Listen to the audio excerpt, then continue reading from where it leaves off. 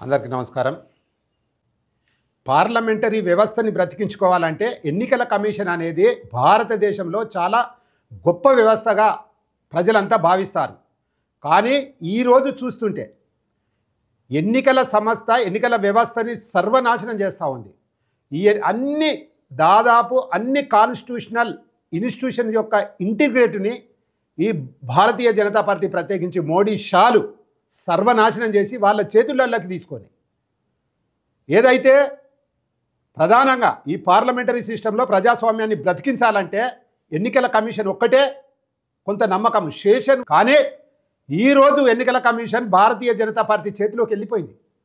మాకు అప్పుడే అనిపించింది పార్లమెంటరీ ప్రజాస్వామ్య సిస్టాన్ని ఎన్నికల కమిషన్ని వీళ్ళు కంప్లీట్ భారతీయ జనతా పార్టీ ప్రత్యేకించి మోడీ షాలు తమ చేతుల్లోకి తీసుకొని అసలు పని చేయకుండా చేసి దీనికి సంబంధించి ఇటీవల మా రాహుల్ గాంధీ గారు పవర్ పాయింట్ ప్రజెంటేషన్తో చాలా ప్రస్ఫుటంగా ప్రజలకు చెప్పేటువంటి ప్రయత్నం చేశారు.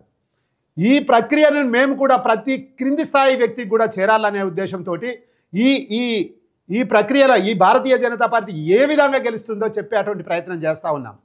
ఉదాహరణకు కర్ణాటక